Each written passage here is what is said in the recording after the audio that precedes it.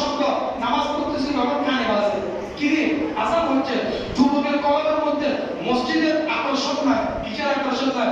মসজিদের আকর্ষণ নাই। একটা কথা বলি, মনে রাখবেন, যখন সাপুরে যখন বাঁশি বাজায়, সাপুরে যখন কি বাজায়? আওয়াজ দেন না। সাপুরে যখন কি বাজায়? বাঁশি বাজায়। বাঁশি বাজায়, তখন যে সাপের মধ্যে বিষ রয়ে যায়, ওই সাপ বাঁশির সুরের সাথে সাথে পাল্লাতে পাল্লাতে উড়তে উড়তে দিন যেখানে বাজে সেখানে ছুটতে থাকবে। জীবন ঠিক কিনা? আমার কথা বুঝতে পেরেছেন? আর যে সাপের মধ্যে বিষ নেই, বাজারই বাজার করে আর কি আর কি আর হতে আছে না, আর হওয়ার আছে না।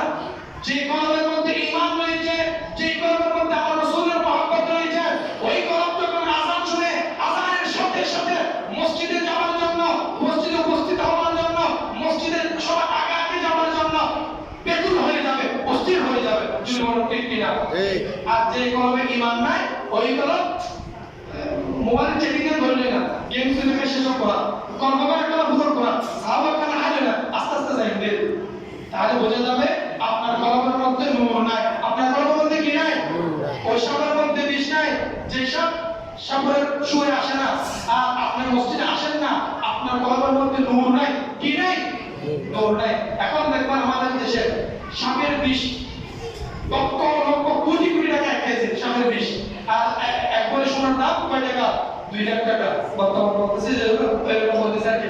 তাহলে বোঝা গেল সাপের বিষের দাম বেশি, অর্থাৎ বর্তমান সময়ে সমাজের খারাপ মানুষের দাম বেশি, অসৎ মানুষের দাম বেশি, অযোগ্য ব্যক্তির কদর বেশি, যার মধ্যে অস্ত্র রয়েছে, অন্যায়ভাবে ক্ষমতা ব্যবহার করে, তার ছাড়া সমাজের মধ্যে বেশি। সালাতু ইয়া রাসূলুল্লাহ, সালাতু আলাইকুম। আচ্ছা, আল্লাহ তাআলা এরপরে আদমকে সৃষ্টি করার পর আদমের শরীরের মধ্যে নিজের হাতে ধরে রূহ প্রবেশ করিয়ে দিলেন। রূহ প্রবেশ করার পর আল্লাহ তাআলা যখন মাথা থেকে পা থেকে মাথা পর্যন্ত সমস্ত শরীরের জন্য সঞ্চালিত হলো, তখন হযরত আদম আলাইহিস সালাম হাসি দিলেন। কি দিলেন? হাসি দিলেন। হাসি দেওয়ার পর তিনি বললেন আলহামদুলিল্লাহ। তিনি কি বললেন? আলহামদুলিল্লাহ। সঙ্গে সঙ্গে আল্লাহ বললেন ইয়ারহামুকুমুল্লাহ। আল্লাহ কি বললেন? ইয়ারহামুকুমুল্লাহ। মনে রাখবেন, আল্লাহ তাআলা হযরত আদম আলাইহিস সালামকে 7000 ভাষা শিখিয়ে দিয়েছেন। কয় হাজার ভাষা? 7000। 7000 ভাষা শিখিয়ে দিয়েছেন। হযরত আদম আলাইহিস সালামকে আল্লাহ সূচনা লগ্ন থেকে বিদ্যা বুদ্ধি বিভিন্ন বিষয়ে আল্লাহ তাআলা কি দান করেছেন? জ্ঞান দান করেছেন। বিদ্যা বুদ্ধি বিভিন্ন বিষয়ে কি দান করেছেন? জ্ঞান দান করেছেন। তখন আল্লাহ তাআলা হযরত আদম আলাইহিস সালামের প্রশংসা শুনে খুশি হয়ে গেলেন। কি হয়ে গেলেন?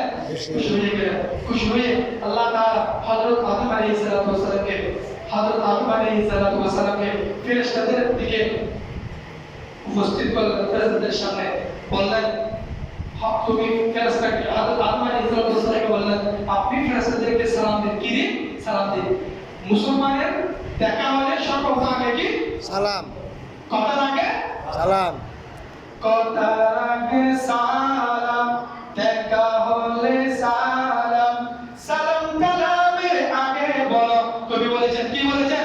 সালাম কালামের আগে বলো। এখন আমরা একটু ওর সাথে দেখা হয়, সালাম দিতে বাবা। সালামটা কি হয়ে গেছে? সম্মানের মানুষের জন্য, সন্ত্রাসীর জন্য, টাকা বাড়ানোর জন্য সালাম হয়ে গেছে বাবা। জ্ঞানীদের জন্য সালাম নয়, এলাকার মুরব্বীদের জন্য কি নয়? সালাম নয়। নাম ধরে বলতেছি, বেয়াদবি নিবেন না। আমার একটা উস্তাদ, উনি বক্তব্য দিচ্ছিলেন, ওরা সাইকেল চালায় যেতে উস্তাদ দেখে দিই, ব্রেক মারিয়ে দিই, ব্রেক সরি সাইকেল গিয়ে হড়ায়, আগে গিয়ে হড়ায়, হড়া উদিত আছে। আরো বলা সেই রক্ত বাইর, আরো বলা সেই কি বাইর? সামনে কে বলেছেন? উস্তাদ বলেছেন। সামনে কে বলেছেন? উস্তাদ। আজকে উনি বলে আমি সামনেও সালাম, পিছনেও সালাম, ডানেও সালাম, বামেও সালাম, উদো উদো সালাম সালাম সালাম সালাম সালাম, উদো কি বল? সালাম। আমার উস্তাদ নাম বললে আপনাকে অপছন্দের ব্যক্তির জন্য গুসা হবে, এই জন্য নাম বলতেছি না। তাহলে মুসলমানের সর্বপ্রথম দেখা হলে সর্বপ্রথম কি? সালাম। আমি আপনার সাথে আমার সাথে দেখা হয়েছে, আমি এখান থেকে ওখানে একটা দাবার বাড়ি হয়ে আপনার সাথে দেখা হয়েছে, আমি আপনাকে সালাম দেওয়াটা কি হয়ে গেছে? ওয়াজিব। ওয়াজিব হয়ে গেছে। কি হয়ে গেছে? ওয়াজিব হয়ে গেছে। আচ্ছা, আপনার সাথে কারোর সাথে মতবিরোধ রয়েছে, মহামালিন্য রয়েছে, ঝগড়া হয়েছে, আপনি তার সাথে দেখা হলে কি দিবেন? সালাম। দিবেন। সবার আগে কি দিবেন? সালাম। দিবেন। সালাম হলো মুসলমানের প্রথম কালাম। সালাম মুসলমানের কি প্রথম কালাম। আর যারা বিদেশ করে যেতে পারে বা আরব যেমন আরবি সালাম আমি বলবেন আর দিবেন সালাম বলে অনেকে প্রশংসা করতে শুনে আল্লাহ তাআলা আজকে আমাদের আমল করার তৌফিক দান করুন। বাবা আদম সর্বপ্রথম কি দিয়েছে? সালাম। সালাম দিয়েছেন। সালামের উত্তরও দিয়েছেন ফেরেশতারা ওয়া আলাইকুমুস সালাম ওয়া রাহমাতুল্লাহি ওয়া বারাকাতুহু। ওয়ালাইকুম সালাম এর জন্য দ্রুত কি হিসাবে দিয়েছেন মানে কিন্তু আপনাকে সহজে উত্তর দিতে হবে ওয়া আলাইকুমুস সালাম ওয়া রাহমাতুল্লাহি ওয়া বারাকাতুহু। সবাই বলুন ওয়া আলাইকুমুস সালাম ওয়া রাহমাতুল্লাহি ওয়া বারাকাতুহু। সালামের সঙ্গে সঙ্গে আপনাকে এরকম উত্তর দিতে হবে। যদি আপনি উত্তর না দেন আপনি গুনাহগার হয়ে যাবেন। আপনি কি হয়ে যাবেন? গুনাহগার হয়ে যাবেন। খবরদার, এটা আমার রাসূলের সুন্নাত তো বটে, এটা বাবা আদমের সুন্নাত। এটা কার সুন্নাত? বাবা আদমের সুন্নাত। আচ্ছা এবারে আল্লাহ তাআলা উসজুদু লি আদামা, কথা সংক্ষেপে সময় কম, উসজুদু লি আদামা, আদমকে সিজদা করার জন্য বললেন। আদমকে সমস্ত ফেরেশতারা সিজদা করেছে, কিন্তু শয়তান সিজদা করে নাই। শয়তান কি করে নাই? সিজদা করে নাই। তাকবীরি হুকুম না মানার কারণে শয়তান কাফের হয়ে গেছে। শয়তান কি হয়ে গেছে? কাফের হয়ে গেছে। আচ্ছা শয়তান বলে আমাকে বানাইছেন কি দিয়ে, ওনাকে বানাইছেন মাটি দিয়ে, আমি কোনভাবে চেষ্টা করবো। তাকবীরি হুকুম না মানার কারণে শয়তান কি হয়ে গেছে? কাফের হয়ে গেছে। এরপর আল্লাহ তাআলা ইন্নাহু লাকুম আদুউকুম মুবিন, ইন্নাশ শাইতানা লাকুম আদুউকুম মুবিন, প্রকাশ্যে স্পষ্ট ঘোষণা করে দিয়েছেন ও বান্দা শয়তান তোমাদের স্পষ্ট প্রকাশ্য শত্রু। শয়তান তোমাদের কি? প্রকাশ্য শত্রু। এই শয়তানের কথা শুনেই তো আপন সন্তানকে কারেন্টের শট দিয়ে হত্যা করেছে। ঠিক না? কত কয়েকদিন আগে রমজানের মধ্যে একজন রাজনৈতিক নেতাকে অপরাধের রাজনৈতিক নেতা একেবারে সামনে থেকে গুলি করে হত্যা করেছে। আপনারা দেখেন নাই?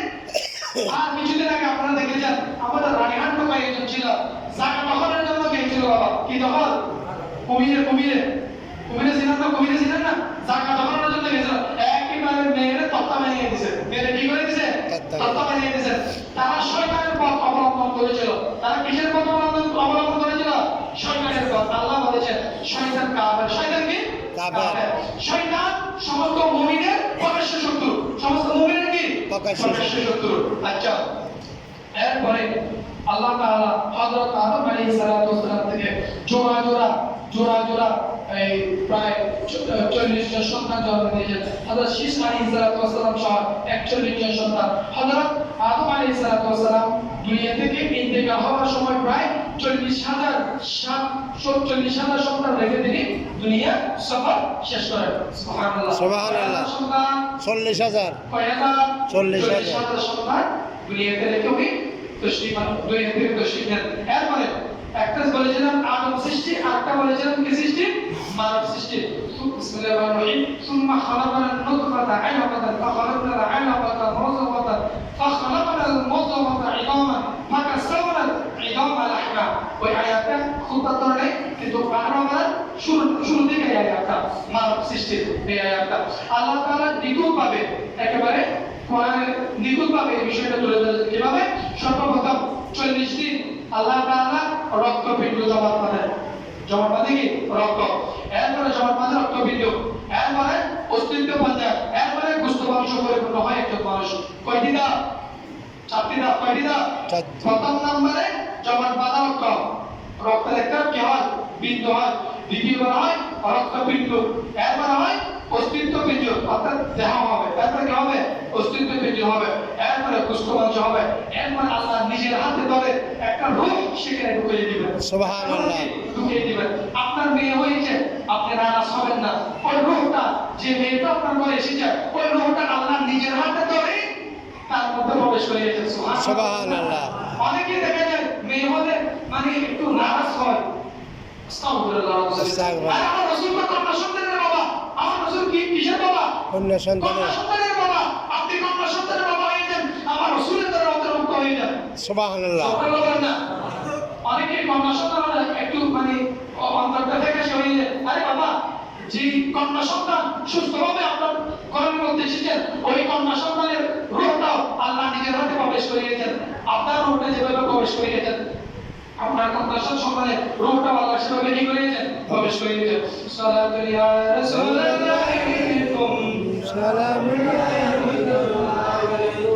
আমি আলোচনার মাঝখান দিয়ে বলেছিলাম মাটি বলেছিল মানব সত্তা দুই দলের হবে, কয় দলের?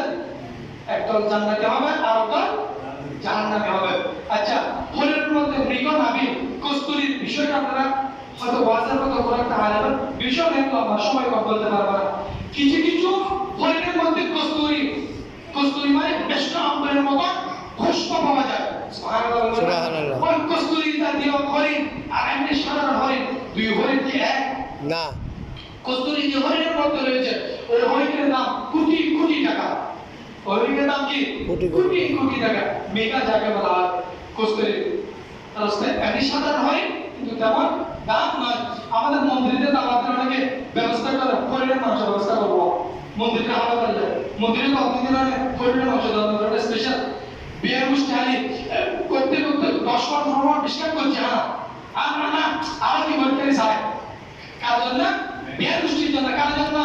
বিয়ের গোষ্ঠীর জন্য। আচ্ছা যাই হোক, এরকম ওরকম মধুর এই সম্পর্কগুলো আমাদের সমাজে মুখের ভাষাগত কারণে কিছু আচরণগত কারণে বিয়ের সম্পর্ক পর্যন্ত আমাদের সমাজে নষ্ট হয়। নষ্ট হয় কি হয় না?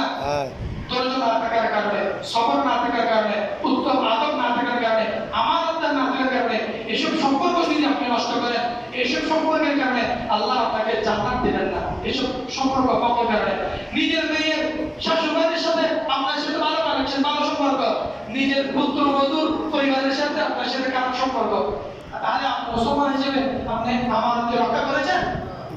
রক্ষা করেছেন? মেয়ের শাশুড় গোষ্ঠী যত নোংরা শব্দ আপনাকে বলেছে সব কিছু আপনি সফর করলেন, হজম করলেন। আর পুত্রবধূর শাশুড় গোষ্ঠী যদি পুত্রবধূ বাবার বাড়িতে যদি একটা শব্দ বলে আপনি একেবারে বিপন্ন হয়ে যান, প্রতিবাদী হয়ে যান। ওরকম আসার নাই আমাদের সমাজে। খবরদার এটা করা যাবে না। আপনার মেয়েকে যেই করে বিয়ে দিয়েছেন, আপনার ঘরে যেই বিয়ে এনেছেন, দুই মেয়ে আপনার কাছে সমান। দুই মেয়ে আপনার কাছে কি সমান। এখন আপনি পুত্রবধূকে কথায় কথায় ইনকার করবেন, অপদস্থ করবেন, অসম্মান করবেন, হেনস্থ করবেন, অপদস্থ করবেন, আল্লাহ এগুলো পছন্দ করে না। নিজের মেয়েকে কথায় কথায় অসম্মান করেন না, অপদস্থ করেন না, টিটকি মারেন না, অসম্মান করেন না। অন্যের মেয়েকে কেন করেন? অন্যের মেয়েকে কেন করেন? কেন করেন? এটা কেন করেন? তাহলে বুঝে যাবো আপনার কলমের মধ্যে ঈমান নাই। আপনার মধ্যে কি নাই? ঈমান নাই। আপনি নিজের মেয়েকে এক পাল্লা দিবেন, পুত্রবধূকে আরেক পাল্লা দিবেন, এটা তো হবে না। আবার অনেক পুত্রবধূ আছে নিজের বাবাকে অনেক সম্মান করে, নিজের শাশুড়িকে সম্মান করে না। এরকম অনেক পুত্রবধূ আছে। ঘুমায় নিজের বাবাকে দেয়, এদিকে শাশুড় না খেয়ে থাকে, উপবাস থাকে, শাশুড়ের কবর নেওয়ার সম্মান তার মধ্যে নাই। খবরদার, এটা কিন্তু জুলুম। এটা কি জুলুম? আল্লাহ আমাদের বোঝার মতো তৌফিক দান করুন। আমিন। সালাতু ইয়া রাসূলুল্লাহ। এই মাসে ওফাত হয়েছে হযরত আব্দুর রহমান জামি। বক্তব্য শুরুতে আমি আপনাদেরকে সামনে বলেছিলাম, আব্দুর রহমান জামি মদিনা মুনাওয়ারা খানে কাবা তাওয়াফ শেষ করে, হজের সমস্ত বিধান শেষ করে ওই মদিনার দিকে রওনা হলেন। সংক্ষেপে বলবো, মদিনা শরীফে যখন রওনা হলেন, তিনি মদিনা শরীফে যখন প্রবেশ করতে চাইলেন, রাসূলুল্লাহ সাল্লাল্লাহু আলাইহি ওয়াসাল্লাম গভর্নরকে স্বপ্ন দেখালেন, আব্দুর রহমান জামি আমার রওজা পাকের সামনে যদি উপস্থিত হয়, তাহলে আমাকে রওজা পাক থেকে উঠে আব্দুর রহমান জামির সাথে কি করতে হবে? মুসাফা করতে হবে। তুমি তাড়াতাড়ি আব্দুর রহমান জামিকে আমার রওজা থেকে দূরে রাখো, আমার রওজা থেকে কি রাখো? দূরে রাখো। আব্দুর রহমান জামিকে বাধা দিলেন। বাধা দেওয়ার পর আব্দুর রহমান জামি অনেক বেদনা পেলেন, অনেক কষ্ট পেলেন। তিনি বেদনা হয়ে গেলেন যে আমি যে নামটুকু লিখেছি, যে দরুদটুকু লিখেছি, ওগুলো আমি আমার রাসূলের সামনে কি করব?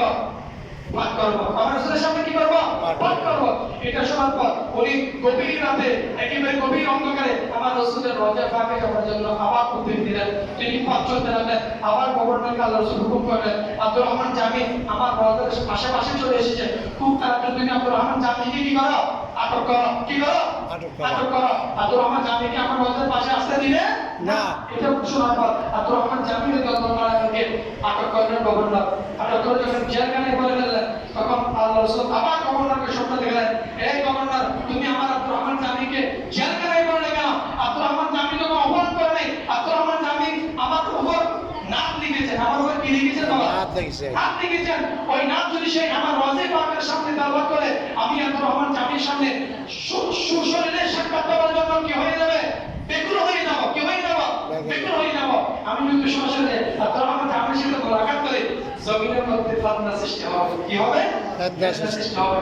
এই জন্য আমি তোমাকে বলেছিলাম আব্দুর রহমান জামিকে কি করার জন্য, আটক করার জন্য। গভর্নর এই নির্দেশ পাওয়ার পর জেলখানার মধ্যে নিজে সরাসরি উপস্থিত হয়ে আব্দুর রহমান জামিকে অসংখ্য হাদিয়া দিয়ে, অসংখ্য কি দিয়ে, হাদিয়া দিয়ে, অসংখ্য উপঢৌকন দিয়ে তিনি সম্মানের সাথে আব্দুর রহমান জামিকে বিদায় জানালেন। তো আওয়াজ দিয়ে বলুন সুবহানাল্লাহ।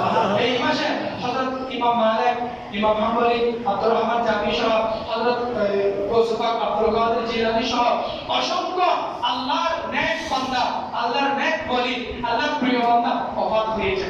সুবহানাল্লাহ। কি হয়েছে? ওফাত হয়েছে।